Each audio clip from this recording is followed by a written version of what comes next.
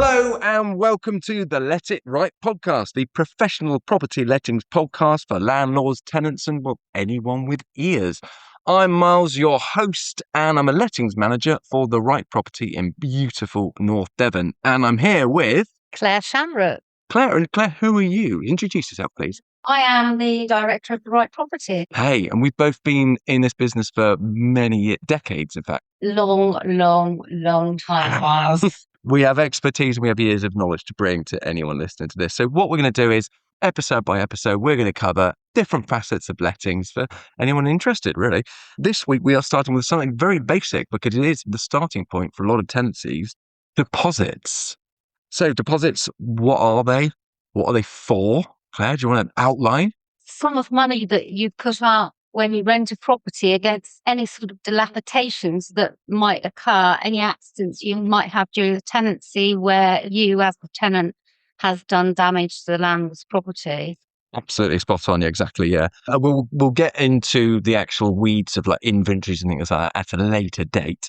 Today, we're just going to concentrate on deposits themselves. Yeah. It's for anything that is deemed damage. It's damage against the landlord's property, accidental damage. You know, we all have accidents in life. You might spill something on a carpet that you can't get out, can't get the stain out. You might accidentally break something. It's not the landlord's fault that you've broken it. In fact, it's not yours. It was a pure accident. But that is what a deposit is for, basically. Exactly. It's got to be paid for. Iron burns as well. They're a strong thing, aren't they? Oh, iron burns. Good grief. I mean, I've never ironed on the floor. In fact, I've never ironed. Let's put it out there. I've got shirts like crisp packets. I can tell. But it's either that or, leave an iron on the floor and burn through. So a lot of people seem to leave iron burn marks at properties, and that will have to be paid for at the end of the tenancy, for which the deposit is there. I don't think it's good for them to do it anyway, apart from the fact that they're going to be ruining the carpets. Their backs must suffer terribly. Yeah, crazy mavericks, aren't they? And keeping clothes nice and straight, I guess. So deposits. So what are they? How much we charge? Deposits are capped at 5 weeks' rent. Now, how to work out a week's rent, let alone 5? So I always go with the example of £650 per calendar month. Do you like that number? I do, and I'll tell you why. Because £650 per calendar month for, let's say, a one-bed apartment at 123 Any Street, North Devon, that's going to come out as, so £650 per calendar month, times that number by 12 to get the yearly amount. Divide by 52 and you have yourself the weekly amount, which is conveniently £150. And then times that by 5 to get the full one, stay with me here, that's then £750. So that will be the deposit. So a deposit for a 650 property will be £750. Yes. Exactly. It gets much more complicated going into pence and things like that, but any provider for tenancy groups normally will work that out for you. We use a company called Goodlord and they will automatically just drop it in, nice and simple. Now, that is capped, however, 5 weeks for any properties beneath £50,000 per annum. We don't have a lot of properties that exceed that in our area because North Devon, rural, it's I don't know, nationally, would you say it's a little bit cheaper than some other areas? Yes, absolutely. It's very rare for any of our rents to be above £3,000. Good grief, yeah. So if it was over there, if it was a rental of, let's go, £4,167 per calendar month, you would then be able to take 6 weeks rent. Yes, because you're obviously going to be getting a very beautiful property for that money. You are. So 6 weeks is really not a lot. That's not. Well, it's 5 in fact, but as you know, it has been capped by the government. Exactly. So I've got a little quiz for you about properties that are over £50,000 per annum.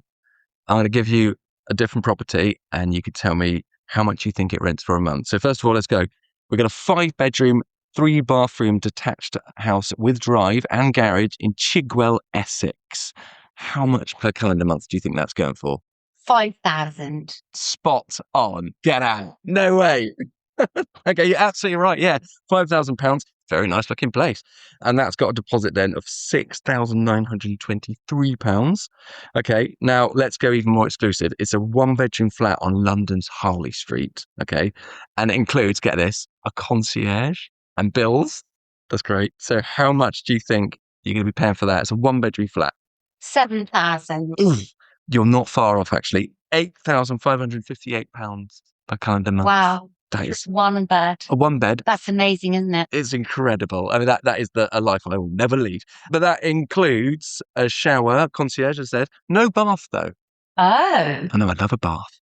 We think actually people that are in one beds don't need a bath as much. It's mainly families that want the bath with the children. I personally love a bath and that option. Yeah. But basically, families, you've got to have a bath. You do. To bath for children. Well, I don't have children. I understand that that's what you do with them. You do. You can't dip them in a sink. You No. could try, but it's not going to work.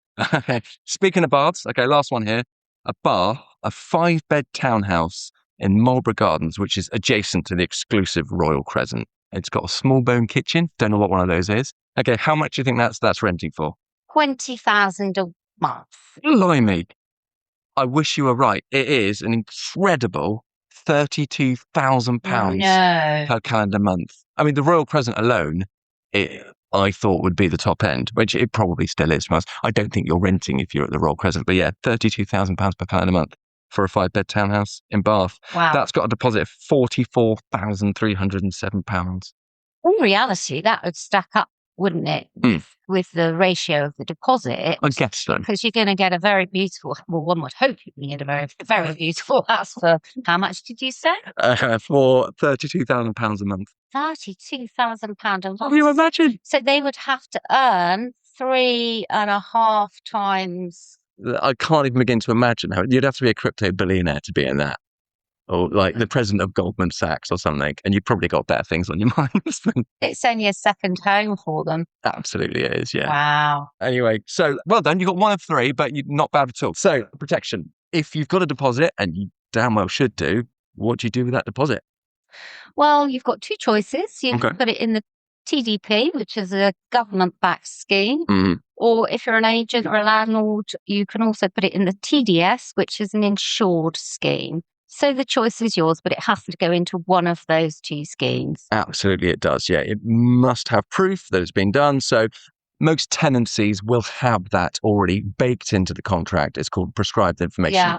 You could actually just download it and do it again as a separate entity. I don't know why you would, but you absolutely have to provide proof that you've protected that deposit, because it then goes into a scheme which at the end of the tenancy, which we'll get to on a different podcast, you can then have a big old argument if you wish to. But we normally like to settle these things incredibly amicably, because that's what we do. Absolutely. We want both parties, both the tenants and the landlords, to be completely pleased with the end result. Why wouldn't they be? Yeah. And if not protected, what happens then? If not protected, oh my goodness, the tenants can claim between 1 and 3 times the deposit amount. Yeah. So that's a hell of a lot of money, really, considering if you're a landlord and you've actually got dilapidations, you don't have that deposit to play with, and then you've got to give back 3 times the amount to the tenant regardless. So you're out of pocket effectively 4 times. Oh, absolutely. Yeah, that's mad. So that £750 deposit we were talking about earlier would be £2,250. Yeah. So protect your deposit at all costs. And why wouldn't you have a deposit? Any reason? Only if you're a lunatic. Absolutely right, yeah. We've heard it before. We've had people say to us, look, I've got my son, he's moving into property. He's always kept his room nice and tidy. I trust him. I'm not going to take a deposit.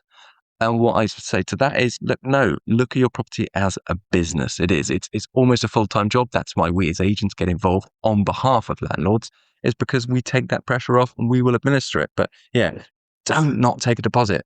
Always take a deposit, regardless of how much you trust that person. Absolutely. I think these people that don't want to take a deposit, basically maybe not compliant full stop. Absolutely right, yeah. And they need to get on board with the right property. They sure do, yeah. So in summary, get a deposit, protect that deposit, and provide proof. I think so. I don't think you actually fully informed our listeners about what prescribed information was. I did not. Boo me. Do you want me to? I do want you to, yeah. Okay. That's why I did that. Prescribed information is legally required. It's a set of details about a tenancy and its deposit. It must be served within 30 days of receiving the funds, and it's a strict legal requirement under the Housing Act 2004. Failure to do so, again, can result in the landlord being fined or being charged up to 1 to 3 times the amount deposit. So again, it's the sort of thing that not many people actually know and administer properly, but it is hugely important, hugely vital, and it's got to be done. Yeah. And we will do it for you if you can't or won't. Okay. Thank you ever so much for listening. We'll be back again. Same let time, same let place. God, that's a dreadful sign off. Claire, I believe you wanted to say something. I did. Obviously, here at The Right Property, if you're already with us, we've got you covered. If not, give us a call. 01271 374 062. Thanks for listening. Goodbye.